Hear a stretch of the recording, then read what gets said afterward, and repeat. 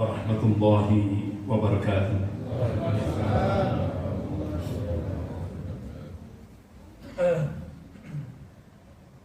Innal hamdalillah nahmaduhu wa nasta'inuhu wa nastaghfiruh wa na'udzu billahi min shururi anfusina wa min sayyiati a'malina.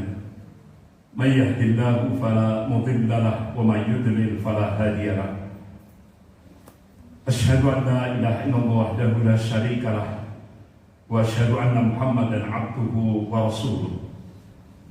Ya ayyuhalladzina amanu taqullaha haqqa tuqatih wa la tamutunna illa wa antum muslimun. Ya ayyuhan nasu taqu rabbakum alladzi khalaqakum min nafsin wahidah wa khalaqa minha zawjaha wa batha minhuma rijalan katsiran wa nisaa'a wattaqullaha alladzi tasaaluna bihi wal arham innallaha kana 'alaikum raqiba. Ya ayyuhalladzina amanu taqullaha wa qulu qawlan sadida yuslih lakum a'malakum wa yaghfir lakum dhunubakum wa may yuti'illaha wa rasulahu faqad faza fawzan 'azima. Amma ba'd. Fa inna asdaqal hadits kitabullah wa khairul hadi hadi Muhammadin sallallahu alaihi wasallam wa syarrul umur muhdatsatuha wa kullu muhdatsatin bid'ah wa kullu bid'atin dhalalah wa kullu dhalalatin finnar. Ma'asyiral muslimin jamaah subuh rahimakumullah, puji dan syukur kita panjatkan kehadirat Allah Subhanahu wa taala yang atas rahmat, taufik serta hidayahnya kita masih diberikan nikmatul iman wal Islam. Semoga Allah Subhanahu wa taala senantiasa membimbing kita ke jalan yang lurus, yaitu jalan Shiratal Mustaqim. Dan semoga Allah Subhanahu wa taala senantiasa memberkahi dan merahmati kehidupan kita sampai kita menghadap kehadirat Allah penuh dengan ridho dan ampunannya. Amin ya rabbal alamin. Salawat serta salam semoga tetap tercurahkan pada Rasulullah SAW beserta keluarga, para sahabat dan pengikutnya yang senantiasa istiqomah dalam memperjuangkan syariahnya, dalam menegakkan sunnah-sunnahnya sebagaimana pemahaman para salafus saleh. Bapak-bapak, ibu-ibu yang dimuliakan Allah Subhanahu wa taala, Yaumul Isnin, hari Senin 12 Rabiul Awal, di penghujung waktu duha. Saat itu Rasulullah SAW menghadapi peristiwa besar, yaitu sakaratul maut. Beliau letakkan kepala beliau di atas dada istrinya Aisyah radhiyallahu anha. Di penghujung waktu duha, Rasulullah terucap dalam ucapan beliau, ummati, ummati, umat. Masya Allah, luar biasa. Jadi saat menghadapi sakaratul maut, Rasulullah masih memikirkan umat. Luar biasa. Kita harus mutaba'ah, ittiba kepada beliau. Kenapa? Memikirkan umat saja sudah dapat pahala, apalagi kita action, berbuat di tengah-tengah umat. Insya Allah pahalanya plus-plus di hadapan Allah. Bapak-bapak, ibu-ibu yang dimuliakan Allah Subhanahu wa taala, kalau kita mencoba membuka kembali sirah nabawiyah pada masa Rasulullah SAW,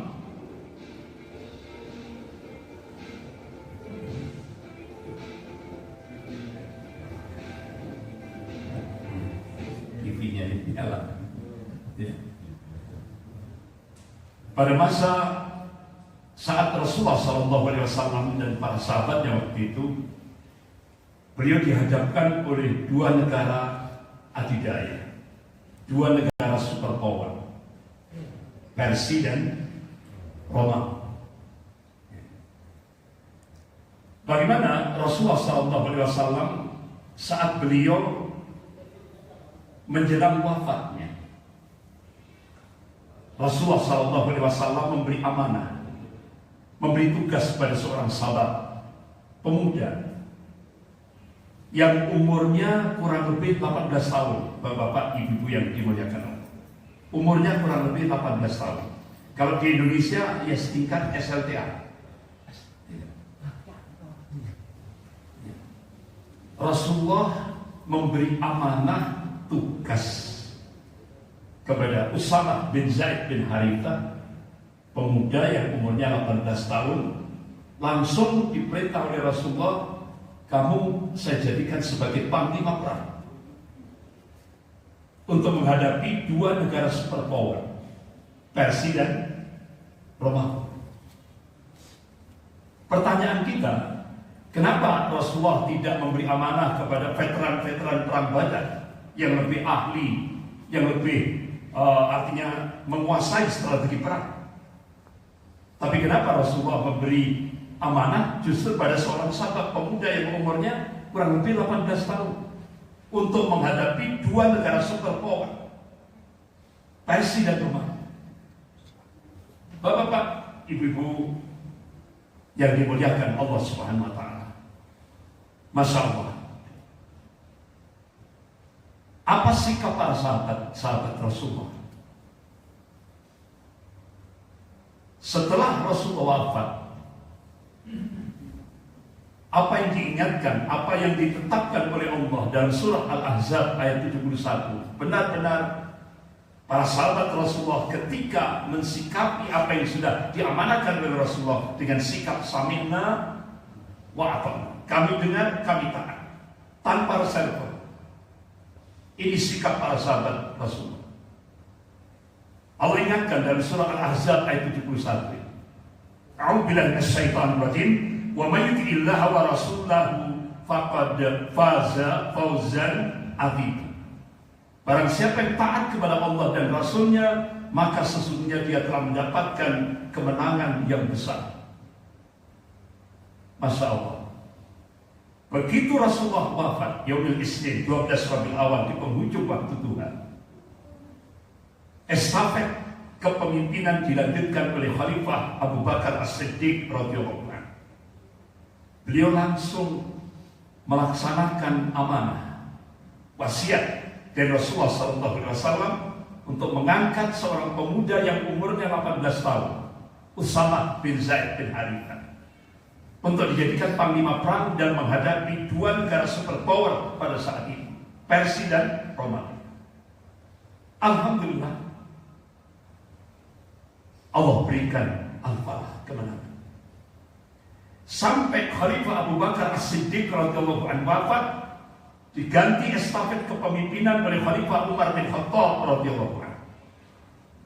Dan akhirnya pada masa Khalifah Umar bin Khattab radhiyallahu anhu, Persia dan Romawi bisa ditaklukkan. Allahu Akbar. Luar biasa.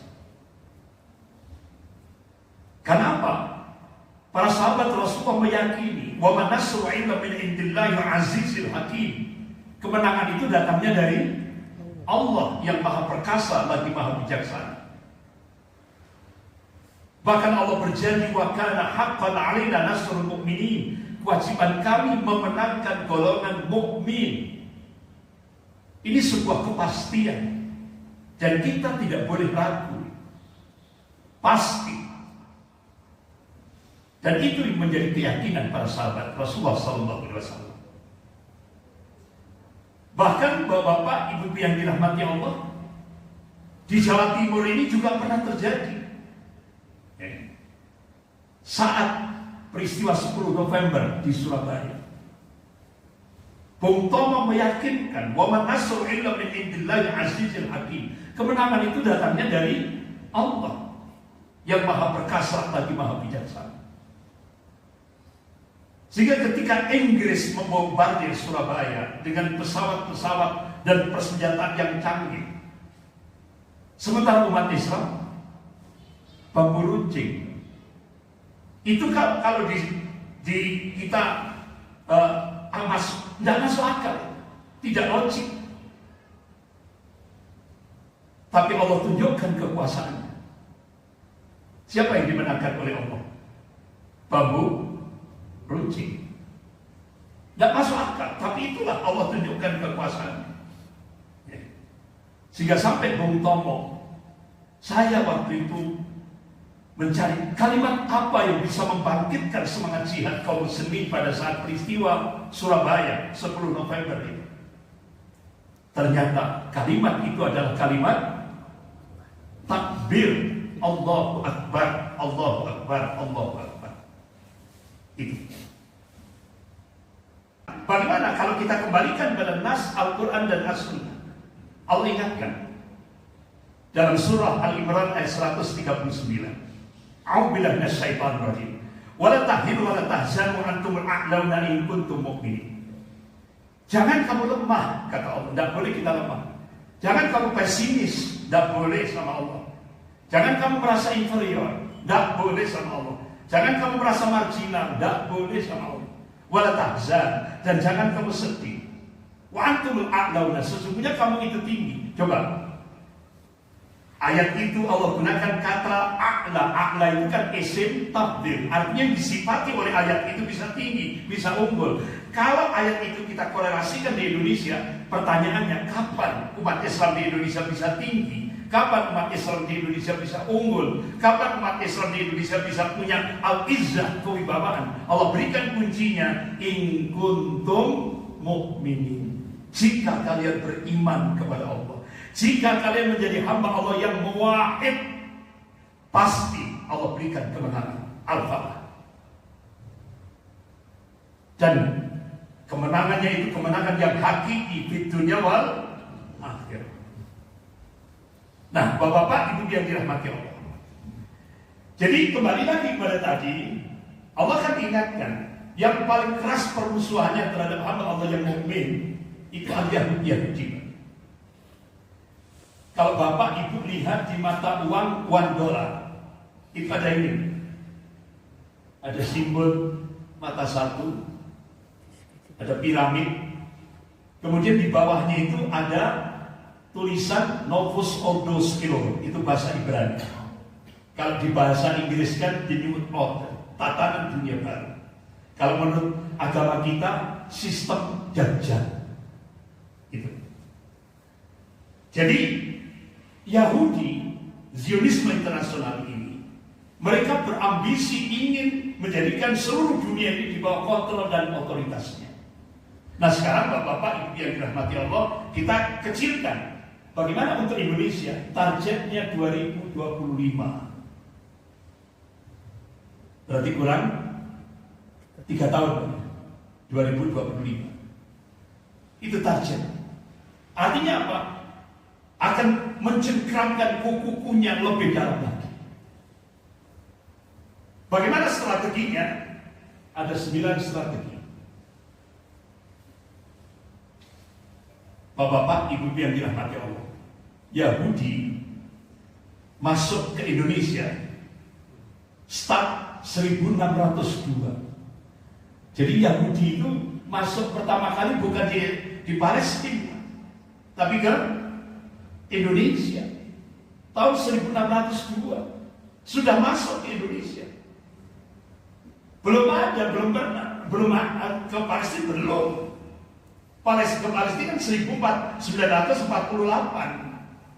Sementara ke Indonesia, makanya Bapak-bapak, saya melakukan riset itu.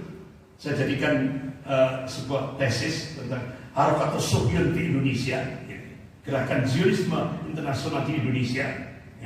Itu selesai melakukan riset, ternyata kuburan orang Yahudi yang paling tua seluruh dunia ini bukan di Israel, bukan di Paris, bukan di New York, bukan di Australia, bukan di Singapura.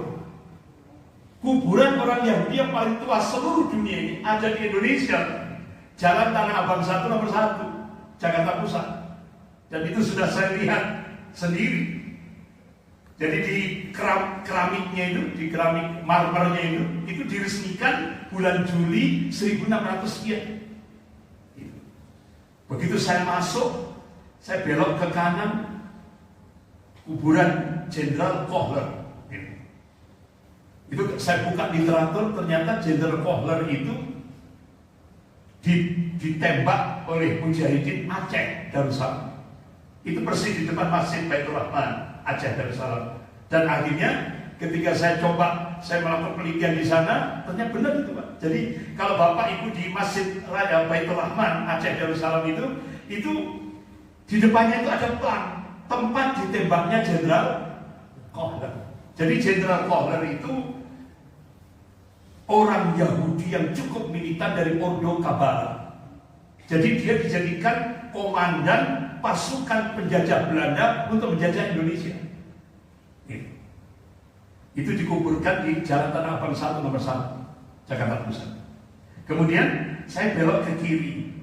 Itu semua kuburan itu kan ada nama, terus kemudian tanggal lahirnya, kemudian kematiannya lengkap ini. Ini beda ini. Kalau begitu saya belok kiri, kurang lebih sekitar 13 kuburan. Tidak ada nama, tanggal lahir, tidak ada semuanya. Cuma ada simbol tulang sama tengkorak. Saya buka literatur, ternyata ini sebuah organisasi rahasia, yaitu Skull and Bone, Ordo Skull and Bone. Jadi Ordo Skull and Bone itu tempat dididiknya para pemimpin Amerika, artinya calon-calon pemimpin Amerika.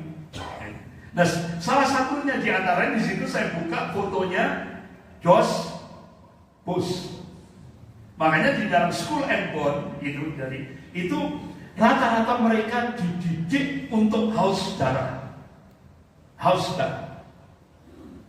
Makanya George Bush ketika jadi presiden Amerika, yang jadi mangsa pertama adalah umat Islam Afghanistan. Kemudian dilanjutkan putranya George W. Bush, mana yang dijadikan mangsa? Irak. Haus darah. Seperti itu. Nah, Bapak-bapak, Ibu-ibu yang dirahmati Allah, sekarang bagaimana di Indonesia? Gerakan Zionis ini. Ternyata setelah kita melakukan penelitian, ada 9 strategi untuk menghancurkan kaum muslimin di Indonesia yang dilakukan oleh gerakan Zionisme Yahudi di Indonesia. Jadi pemerintah mendata orang-orang Yahudi yang ada di Indonesia ini kurang lebih jumlahnya 5.000-an. 5.000-an. Tapi mereka menguasai semua lini kehidupan di Indonesia. Semua lini. Makanya ketika saya seringkali menyampaikan, yang berkuasa di Indonesia ini. Kalau yang di permukaan itu, yang formal-formal itu proksi, boneka. Sementara yang berkuasa itu Yahudi. Mereka tidak pernah muncul di televisi, apalagi di medsos. Tidak pernah. Mereka senantiasa bergeraknya sirria, rahasia. Bahkan itu dibongkar oleh Jenderal Sumitro dalam bukunya Dari Pangdam Melawarman hingga Pakok Kantin.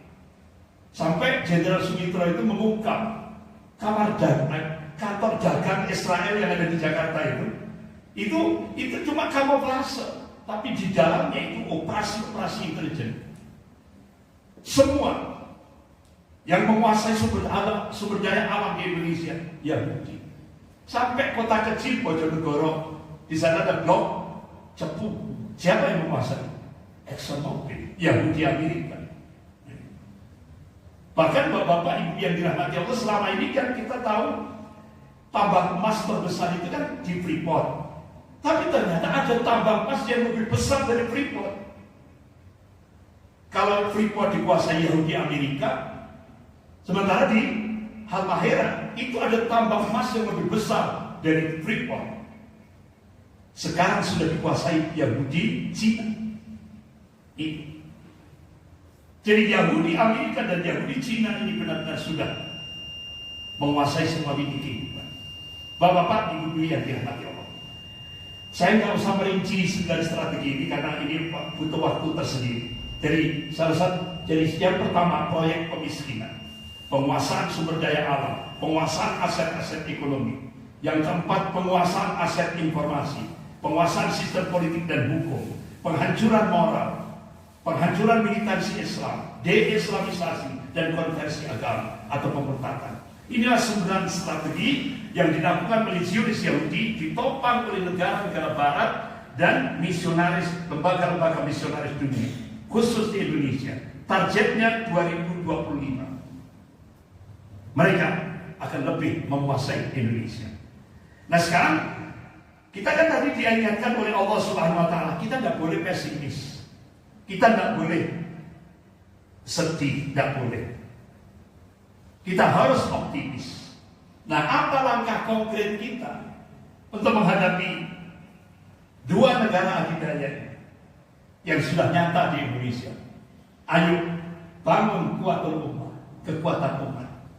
Bangun kekuatan umat. Yang pertama, kembalikan akidah al-wala wal bara di tengah-tengah kaum muslimin. Kenapa? Kalangan mufassir, ahli tafsir sampai menghitung ayat-ayat yang paling banyak di dalam Al-Quran. Itu ranking pertama yang mengungkap masalah kalimat tauhid la ilaha illallah. Ayat-ayat yang paling banyak ranking kedua itu al-wala wal bara. Makanya kenapa sampai Rasulullah SAW sampai memberikan satu arahan yang konkret. Kalau Rasulullah SAW al-faqhu ural iman al-hub fillah wal-bughdu fillah. Tali ikatan iman yang paling kuat itu kata Rasulullah al-hub fillah wal-bughdu fillah. Cinta karena Allah, benci karena Allah. Ini al-wala wal bara. Nah, bahkan Rasulullah tegaskan lagi, kalau Rasulullah SAW man ahabba fillah, barang siapa mencintai karena Allah, wa abghadha fillah, dan membenci karena Allah, wa wala fillah, dan memberikan wala, loyalitas, dukungan, kecintaan karena Allah, wa ada fillah, dan memusuhi karena Allah, fa inna tunalu wilayatullah bidzalik. Maka sesungguhnya kewalian Allah, kecintaan Allah itu baru bisa kita dapatkan ketika kita mengamalkan al-wala wal bara. Bahkan Rasulullah tegaskan lagi, walan tajid abdu ta'mal iman wa in kafara salat wa shaum hatta yakuna kadzalik. Jadi seorang hamba Allah itu kata Rasulullah tidak akan bisa merasakan lezatnya iman sekalipun dia banyak sholatnya, banyak puasanya, hingga dia mengamalkan al-wala wal bara. Pertanyaannya, apa al-wala? Al-wala itu kata masdar dari fi'il waliyah. Itu terjemahannya kalau secara tekstual, al-wala itu loyalitas, dukungan, kecintaan. Kemana wala kita berikan? Allah berikan arahan yang konkret dalam surah Al-Maidah ayat 55 sampai 56. A'udzubillahi minasyaitonir rajim. Innama waliyukumullahu wa rasulahu walladzina amanu alladzina yuqimuna sholata wa yu'tuna zakata wa hum raqiun. Innama itu kan bentuk takkid, penegasan. Hanya saja. Jadi sesungguhnya auliamu kata Allah, walimu, penolongmu hanyalah Allah, Rasul dan orang mukmin. Titik, tidak ada koma. Siapa mereka? Kata Allah, alladzina yuqimuna sholata wa yu'tuna zakata wa hum raqiun. Mereka yang mendirikan sholat, menunaikan zakat, serta tunduk patuh terhadap aturan-aturan Allah. Nah, kalau ini kita amalkan, kita berikan loyalitas kita kepada Allah, Rasul dan orang mukmin saja, Allah berjanji, Allah berikan reward. Dan janji Allah pasti. Apa janji Allah? Lanjutan surah Al-Maidah ayat 56 ini. A'udzubillahi minasyaitonir rajim. Wa may yatawallallaha wa rasulahu walladzina amanu fa inna hizballahi humul ghalibun. Barang siapa yang menjadikan Allah, Rasul dan orang mukmin sebagai walinya, penolongnya, pemimpinnya, fa inna hizballahi humul ghalibun. Maka golongan Allah lah yang pasti akan diberikan al-ghalibun, kemenangan. Kalangan mufassir, ahli tafsir menafsirkan itu kemenangan yang hakiki, dunia dan akhirat. Yang kedua, al-bara. Al-bara itu apa? Masdar dari kata baro'ah.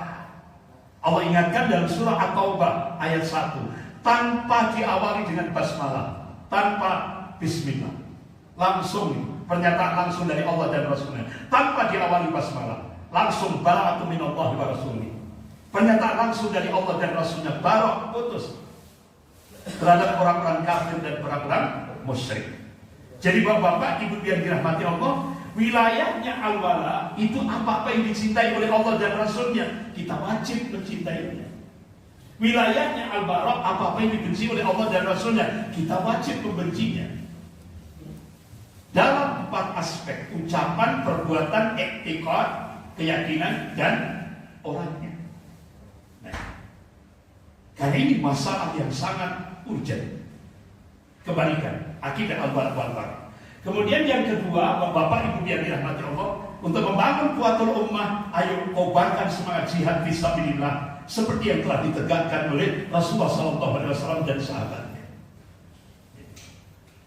Karena Rasulullah mengingatkan, kalau Rasulullah SAW, Rasul Amrul Islam, wa amutus salat, wa tiwatus sanatil jihad fisabilillah. Ini hadis sahih riwayat Muslim. Pokok sesuatu itu Islam, tiangnya sholat. Puncak amal di dalam Islam itu adalah al-jihad fisabilillah, berjuang di jalan Allah dengan harta dan jiwa kita.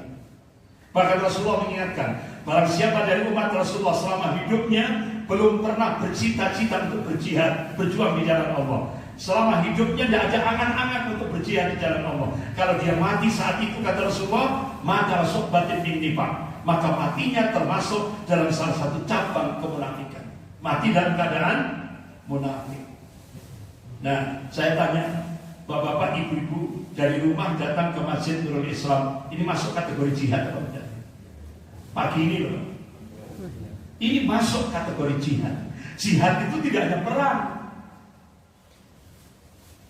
Rasulullah mengabarkan, qala Rasulullah sallallahu alaihi wasallam, man salaka tariqan yaltamisu fihi ilman sa'alallahu lahu tariqan ila jannah. Ini hadis sahih riwayat Muslim. Barang siapa berjalan menuju majelis-majelis ilmu seperti pagi hari ini, kita kaji ayat-ayat Allah dan sunnah Rasulnya, Allah mudahkan jalannya menuju surganya Allah Subhanahu wa ta'ala.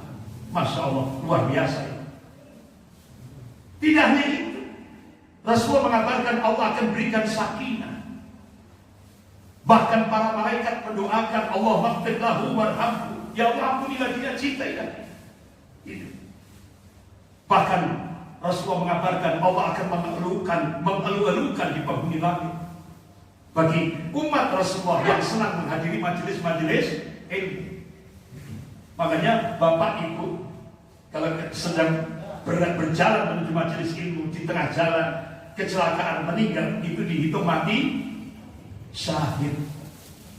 Karena ini jihad at-ta'lim namanya. Kemudian yang ketiga, lakukan iqdad, karena ini perintah dari Allah Subhanahu wa ta'ala dalam surah Al-Anfal ayat 60. A'udzubillahi minasyaitonir rajim, wa'idul lahum mastata'tum min quwwah. Siapkan untuk menghadapi mereka kekuatan apa saja yang kalian sanggupi, baik madiyah maupun ma'nawiyah, fisik maupun non fisik. Nah, Imam Ahmad bin Hanbal rahimahullah, beliau meriwayatkan Rasulullah di atas mimbar menafsirkan ayat ini, surah Al-Anfal ayat 60. Jadi bapak ibu-ibu, kalau ada sebuah ayat ditafsirkan sendiri oleh Rasulullah, tidak boleh ada penafsiran yang lain. Ini sudah kode etik. Kalau ada sebuah ayat ditafsirkan sendiri oleh Rasulullah, tidak boleh ada penafsiran yang lain. Rasulullah naik mimbar, beliau tafsirkan surah Al-Anfal ayat 60. Qala Rasulullah sallallahu alaihi wasallam, ala innal quwwah ar-ramyu, ala innal quwwah ar-ramyu, ala innal quwwah ar-ramyu. Diulang-ulang sampai 3 kali. Jadi kekuatan itu adalah melempar. Dan itu bisa dimaknai artinya apa?